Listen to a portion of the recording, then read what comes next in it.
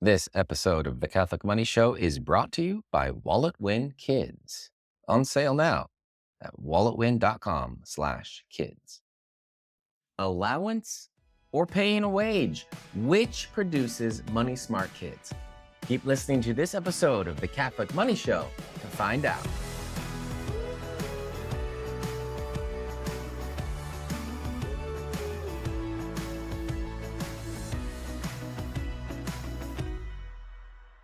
This is going to be a hot topic. Ooh, and I don't mean that store in the mall.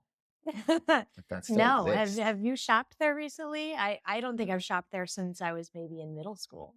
Have you not noticed my brand new black leather wallet with a chain Oh, I missed it. and my spiky choker underneath this?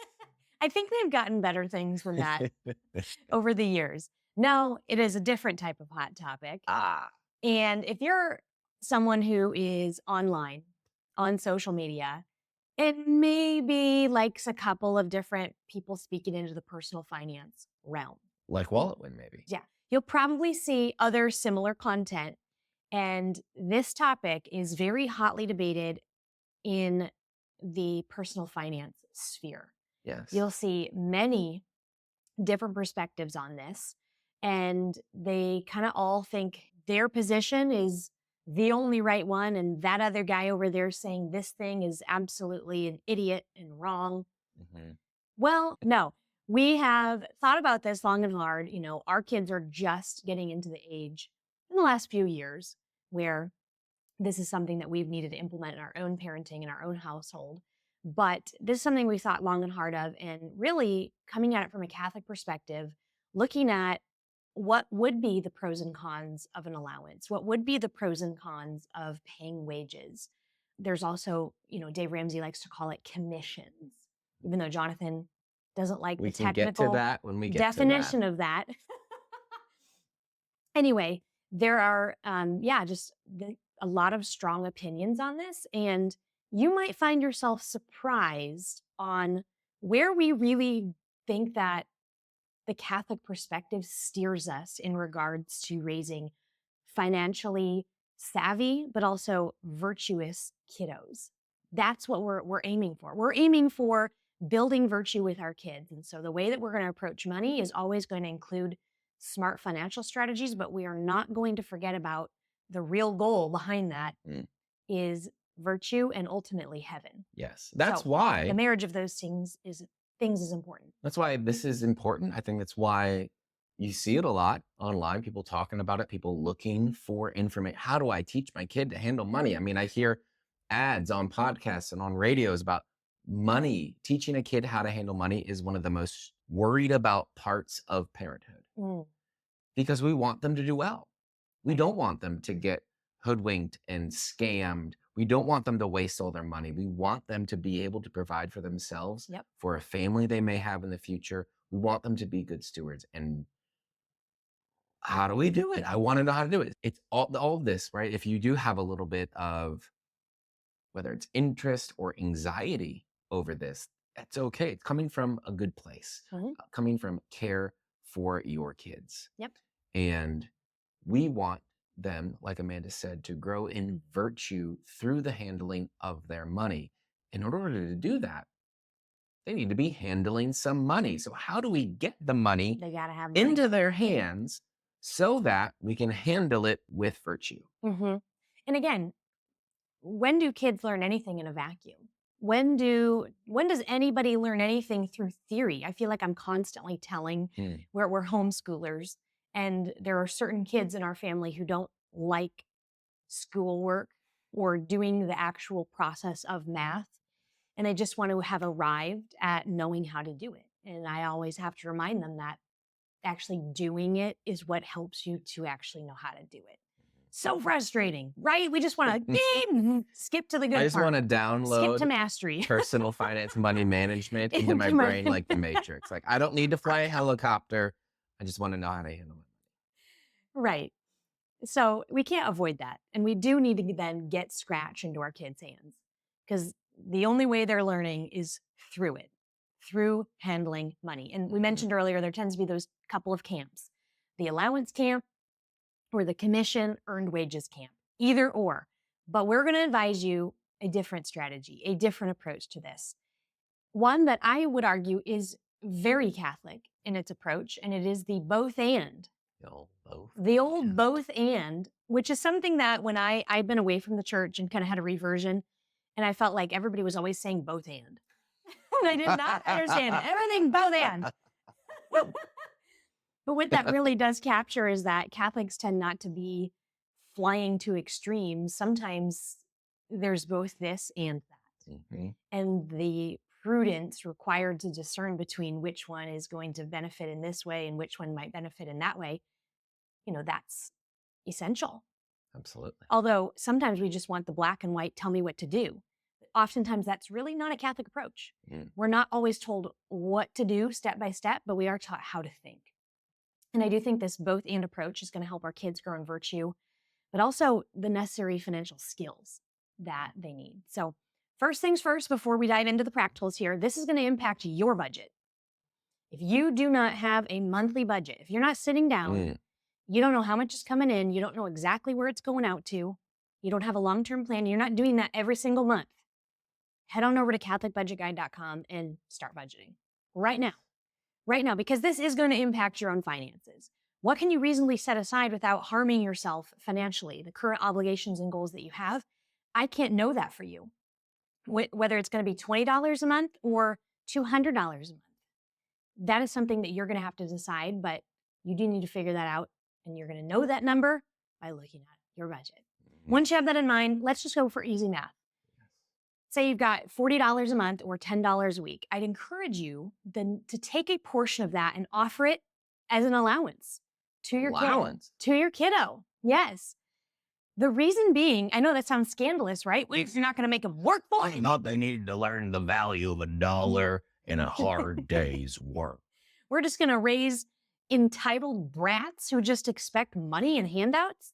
I can already hear some of you thinking these things, but let me tell you that our kids, they are members of our household. And while they don't always earn the money to provide for the household, maybe in some of your families, they do contribute a portion of that. Our kids are still called to be stewards of the resources entrusted to our family, whether it's the money that I'm going to give them that they didn't necessarily do anything to earn, or it's the toilet paper I buy or the shampoo I buy, and I expect them not to dump half the bottle out. Again. The expensive face wash that I bought myself for my birthday that they use as bubble bath. That happened as well. Yes. So we're expecting our kids to be good stewards, and sometimes it's important for them to practice that, I think in particular on maybe things they didn't earn. And just through their inherent dignity, they can receive gifts from us as parents without earning them. And it's up to us to teach them how to steward those gifts that they didn't earn. This is just as important as teaching them how to steward gifts that they do earn. Because think about this, even as adults, sometimes it's easy to be like, yeah, they got to earn it. Well, did you earn everything? We don't always earn the money we receive, whether we won a raffle prize, we got birthday money, we received an inheritance. And if our kiddos end up in one of these scenarios when they're older, I want my kids personally to know how to think through this situation and make wise decisions instead of I had to work for every dollar.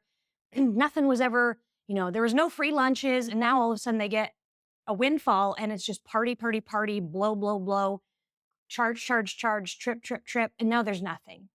That is not what I want to teach my kids. And if they think that windfalls equal just fun money, because ultimately, if they have that weird relationship with money where they just think that they have to work for every dollar, any extra that might blow their way, in some weird ways, and maybe with their spending temperament, they might just see all of that as just fun spending money. I don't know. Would you say that even as like a spender, that could happen? It's all fun spending money. But yes, no. Maybe in particular. If you are building up this, we'll say virtue, I guess, this understanding over time of I work for the money, I plan out the spending, I do it according to the plan. And now you got something coming in that's outside of that. Oh, yeah. Well, I guess it didn't follow the beginning where I earned it.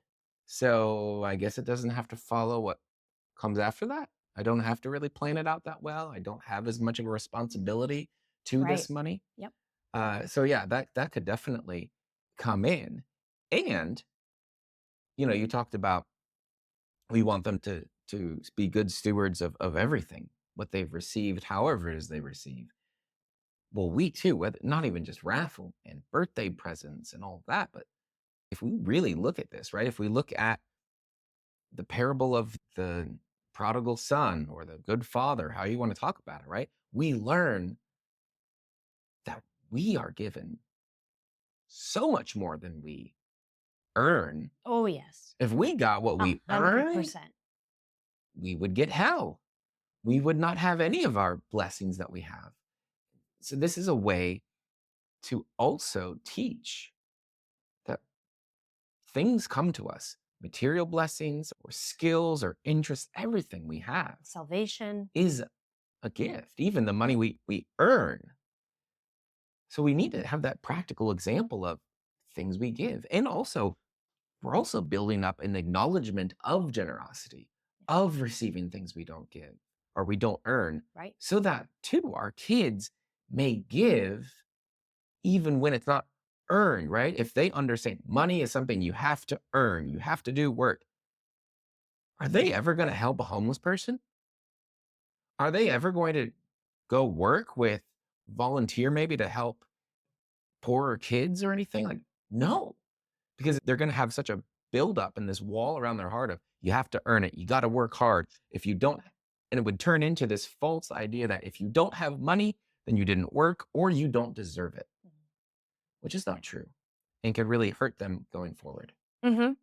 Right. And I think that, even political camps can get really fired up Mm. about this issue in particular. And they tend to both miss the Catholic teaching Both on this. and It's both. it's a gift and you should earn it. Exactly. Exactly. So I'm talking about just a small portion Yeah. of that money, of the $40 a month or the $10 a week. Maybe you're going to give $2 as the allowance. Most of that money should be Mhm. earned, should be worked for. And why is that? Because work has dignity. Absolutely. We want our kids to understand the value of working. And we also want them to know that they don't have to earn everything either. And sometimes they're called to receive from others and manage those gifts responsibly. But let's talk a little bit about work. Yes. Did you know that work was given to Adam and Eve before the fall? Blink, It was. blink. It only became painful and toilsome after sin entered the world and broke those relationships. So sometimes I see people tempted towards never wanting to work Mm.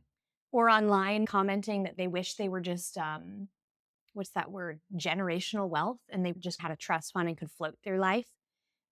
That really misses something huge about how we were created. Mhm. That's a disordered desire. Yes. And if our kids are on social media and seeing things like that, it's important for us to correct that. And that's why having them work for most of the money is essential. Whether your family has a little or your family has a lot, work is part of their vocation as a human being. Mhm. Yeah, we were created in the image and likeness of God, and God creates. When we work, we create. We are participating in that part of who God is, Mhm. being co-creators with Him. That's important for us to understand and to develop. And we don't need to wait to develop any of that. We can begin that. We can help our children begin that, even as their kids and learning about everything else. Why not? Why hold back from them learning about that part of themselves? Mhm. So, yes, they should be doing some work. Now, that's going to be doing chores, mostly probably around the house, especially as they're younger. So, this helps them make that connection between work and the fruit of their labor, Mhm. their wages. Helps them grow in responsibility that it's my job in this family to empty the dishwasher, take out the trash. And if I don't do that, we're not going to have any room in the trash cans next week. Mhm. Or if I don't go scoop the backyard, we're going to be stepping in it when we go play. Mhm. It's my job to keep this place the way we want it. That's important. That's huge for kids to understand and feel about themselves. Right. I've got a question for you because I can already hear people thinking another thought. Ooh. Chores, that's just part of living my house. Yes. You got to earn your keep. You got to do these certain things. Mhm. And so let's differentiate between chores you do that are primarily geared towards the common life and actually being a charitable human person who lives with other human persons and you're not a jerk. Let's talk about the difference between that and chores that ought to be assigned money. Yes. Again, it's very easy, very tempting to fall into this a false dichotomy here. Well, nope, you got to do chores. It's just part of being here. Or, well, let's just pay for everything. Again, it's the both and. Or coming back to the church, Amanda, both and again and again, both and. Everywhere. So you can give them money and make them work for it. And for the work, some of it they just got to do, and some of it we can pay them for.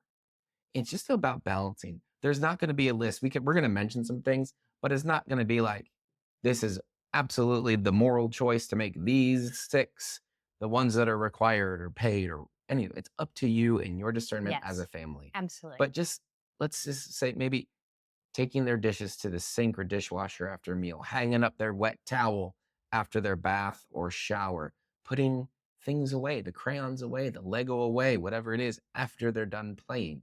Some of these things are just how you live in a house with people. That's what we're hoping for them to learn. More important in those areas, it's more important for them to learn this is how you live with others than it is you work and you get paid.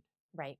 We want them to learn these other lessons primarily. So those are the ones that are not paid. All right. So let's talk about work that's going to get you some money. Sure. So this is going above and beyond, especially, I'd say, especially for their age. Maybe just a little bit of a stretch or a little bit of extra work than compared to their other things. So maybe when they're younger, grade schoolers, emptying the dishwasher, feeding the pets, sweeping the floor, washing windows, watering the garden or the flowers. These, small tasks, maybe ones that are regular every day or every week, that just builds up the habit of doing something to take care of things and to go a little bit beyond. So I'm going to have to really work to remember to feed that dog every day. I might have to think of a way to write down if I did it or not. I have to remember to go out there and lug the hose around to water the garden. These are little bits of extra work that should be rewarded with little bits of extra money. Mm-hmm.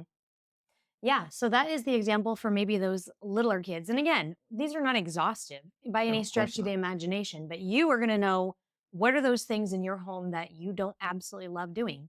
Because I would never give a kid a tasks that I personally love and enjoy and brings me life. Mhm. I'm going to probably pass off the things that I'm not loving. It's the poop scooping, for example. Mhm. We've even had a grade schooler do that, but it was a huge challenge Yes. because it was a long winter and there was a lot of dogs. 2 dogs. She was paid appropriately. She was. But sometimes it's just kind of warming things up in that grade school level because I feel like once they start reaching that age of reason, they're really starting to put things together here. You can already have had them having some money for several years, but usually you're the one telling them exactly what to do with it, Mhm, mhm. etc. This is where they're now connecting the dots. They're able to kind of think about goals that they want to pursue. And this is starting to click more. So these are some of those tasks for our grade schoolers. Mhm. We are going to talk about middle schoolers and high schoolers with a killer strategy that we suggest you implement with your teens right after we come back from the break. Helping kids build financial literacy is a top concern for many parents. Finding a way to form them not only in the practicals of handling their money, but also in understanding their money as a Catholic might sound like a tall task, but you don't have to do it alone.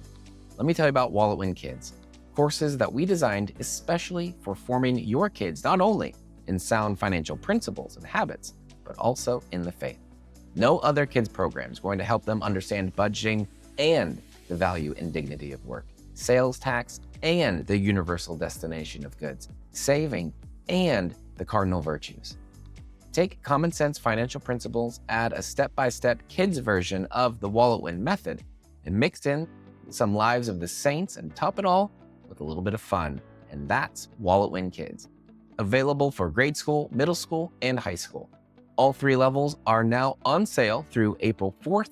Don't miss out. Claim your 20% off savings at walletwin.com/kids. That's walletwin.com/kids, where you'll save 20% through Friday. walletwin.com/kids. Welcome back. We are talking about teaching your kids to handle money, to do it with virtue. Should we pay them? Should we give them the money? Let's do both.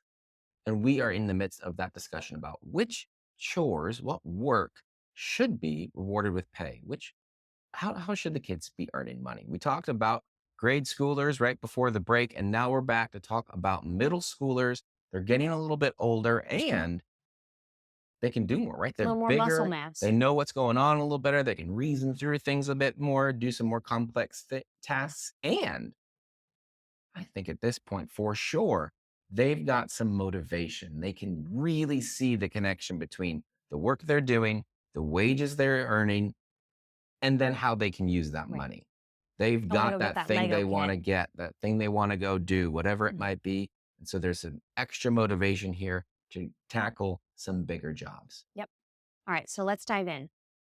First would be vacuuming. Mm, I'm not saying their bedroom. I think that's probably falls under one of those common living things. You got to clean up your bedroom, or at least in our house, that one mhm, does. mhm. But this is like vacuuming the whole house. Or we're Sure. all cleaning the main floor and you're vacuuming everything, including my couches. That would be something I'd consider. Maybe it's doing the actual dishes Mm. in the sink, the ones that can't go in the dishwasher. You could have younger kids do this, but you're going to get iffy results on the cleanliness of those dishes, or you're going to have some that are broken because the cast iron skillets are heavy, okay? And they land on things that are more delicate if you don't have the muscles. Poop scooping the backyard, changing the kitty litter, deep cleaning the bathrooms. Ooh. Again, younger kids might like to do this because they like to spray stuff, but your bathroom's likely to just end up a big sprayed mess. Yeah. And that new cleaner you just got will have been emptied after one bathroom. Another could be taking the garbage to the curb and then bringing the trash can and recycling bins up after trash has been taken. Mhm. Yeah. A little more muscle, a little more thought. Yeah. And the chores that you choose to be paid don't always have to be paid. You can change these. It's up to you. You are the one running the economy or running the work in your household, in your family. So, yeah, you want to pay them maybe to get them going on some of these and maybe reduce the pay later or swap in other jobs. It's totally up to you. Don't worry about having to make all the permanent decisions right now. None of these are permanent. You can make changes as they go along. Maybe some kids are ready for some jobs earlier than others. It's always up to you. As they get older, they can do even more things. They have even more motivation and more skills, more reason. They want to buy So that they car, can, they want to go to the movies. yeah. So they can mow the lawn. They can babysit younger siblings, maybe for extended periods of time. That's when you would pay them, not just, Run to the grocery store for 45 minutes. no, Meh, it's you expected. watch your kid brother when you do that. Yeah. Driving siblings around, right? Little family Uber going on there, picking up the groceries, doing, maybe other laundry, other than maybe their own is a thing that maybe they just do, but maybe taking care of your laundry or just some family laundry after going, going out skiing or sledding or something. There's a lot of extra Home from laundry. a trip They can come to and do it. 5 suitcases full of dirty laundry. Yeah, I don't pay for somebody to do that. Cooking dinner, getting things ready for meals above and beyond what you might normally expect. Mhm. And some of these jobs they could even do outside the home. They could mow Right. other people's lawns. They could babysit other kids. Mhm. Maybe even start a little driving service for some of the other families at church. Who knows? Let them figure this out and go wherever it might lead them. But they can do bigger jobs and earn more money Mhm. this way. I want to just tell a quick little story about this in particular and what a blessing some of Mm, this might be to a family. So, we know many big families, yes. but one in particular that we know, there's quite a span between their oldest, who is 16, 17, and then their youngest, who's maybe like 2 or 3. Anyway, and this last summer, they decided instead of because both parents work, Instead of having the youngest kids that aren't in summer camps that are just kind of home, the 2, 3-year-old and the 4, 5-year-old, let's just hire our oldest son to nanny them. It's less than daycare. They didn't pay him that well, Yeah. but they paid him better than working at Chick-fil-A. Mm. So it was kind of this win-win for everybody.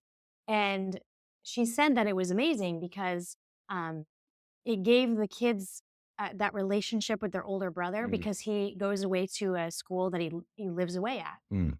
So it was really, really special that over this summer that they got to have that bonding experience. And have all that extra time that they wouldn't have had All if that he was extra just time. working at the grocery store or the fast food place all summer. Right. So in some way, she was subsidizing him being home so that those relationships could Mm. form. And it saved her money. And she knew her kids were safe with no one better than their Yeah. oldest brother. That's great. So I love that. I love that idea. Maybe something to think about. Mm. So we've talked about the chores that you're going to do, the chores that you are going to be paid for if you do them. But now, the extra level of really helping your teenagers understand how to manage their money Yes. is by having them manage their money, but all the money All of it. that would be spent on them. The lunch money, the money for clothes, the money to pay the soccer dues, whatever money you would be spending on them, give it to them. And let Transfer them it to know, them. Yeah. hey, you're going to have soccer dues that are $145 in March, or let them know what the money's for. But let them be in charge of it. Mhm. Let them make sure that they don't blow all the lunch money at the movies. And then learn the lesson that if they do, they're going to buy a loaf of bread and a jar of peanut butter, and they're going to have the same lunch all week. They get to make those decisions. Or maybe the other way around, right? They want to go do something, and they can think, you know what? If I, went to the thrift store to get a pair of jeans instead of the regular store, I could for like 30 or 40 extra bucks that I could use for this thing I'm saving up for. Mhm. Great. They can make those decisions. Mhm. Mhm. Now, they're going to make decisions differently than you would. They're They're probably, supposed to. yes, and mostly turn out fine. They are probably going to make some decisions that are terrible Yep. and will leave them in a lurch, and they won't be able to do something. They are probably going to get into trouble here. But wouldn't you rather your son or daughter get into financial trouble, not being able maybe to play soccer that season because they mismanaged their money when they were 17, than not being able to pay their mortgage when they're 27? Absolutely. They can make the mistakes now, get the practice now, when when their life is a lot simpler, so that as things progress, they go into college or whatever might come next, they are on their own, have rent, all these things. They're just adding one more little complication to the way they manage their money instead of going from 0 to nothing 60. to everything. They will know how to handle their money so much better Mhm. than most of the humans their age they are. Even those much older than them, Yes. to be honest. Hmm. This is kind of that next level strategy of how do you build that bridge between totally in our home to launched, financially speaking. There's different strategies used for different things you want to build into their life. But financially speaking, this is one of the best things that you can do for your kiddos. Yeah. So between that weekly allowance and the earned wages, your child will actually have some money flowing through their hands as they begin learning the skills they need to steward it well. And again, we say weekly allowance, that money that they didn't earn, it just came their way and they need to steward it just as well as any other dollar. And then those earned wages, otherwise known as sometimes commissions. And do you want to talk about why you don't like that word? Yeah. Dave Ramsey used commission. A lot of people end up saying commissions, but it's not a commission. They're not selling anything. You get a commission because it's your piece of a sale. But it's not a sale. But what They are if working. They are the ones in charge of something, right? The commission is the guy in charge is giving you a little piece of what you've delivered him because you've delivered it to him. But they are the ones working. They are the ones doing the labor, essentially in charge of their own little service-based business. They're not earning commission. They're getting paid a wage. They are earning the money. They're not making a sale. Now, maybe they are selling stuff and it's your stuff and you will pay them. If it's a real commission, call it a call it commission. commission? Otherwise, I think it's a wage. The what do they call it? The devil's advocate. Please. Other side would be, when you're going to commission an art piece, you're paying the commission for the art piece, and it's just the wage. So sometimes I think people disguise it's earned wages, but they just cloak it under that language. Interesting. Just saying, maybe we don't. I would say most places where you hear this Right. commission talk, Oh, absolutely. it's not in this both and understanding of how to build No. virtue. And it's very much to enforce you worked, you get paid. Summer, that is coming up. It's an incredible time to Ooh. start something new like this because it's often a time when kids have a little bit of extra time on their hands. Even as homeschoolers, we are going to take some time off, even though we like to just kind of school year round so we can play hooky when the weather's nice and just have other days where we need to tend to other things in our life. But it is a time when there are a little bit of extra time available. So I'm going to end with this challenge. Come up with a list of jobs that you'd like your kids to begin doing.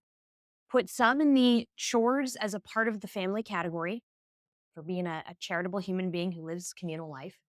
And then some in the earned wages category. Mhm. And then decide on the amount of money you want to offer as an allowance. Now, we're not saying just blindly throw this at your kids and don't offer any insight. Mm. Don't offer any insight on what to actually do Mhm. with the money. But make sure your kiddos could potentially make sure that whatever they're going to earn works in your budget, and then encourage them to also make their own budgets.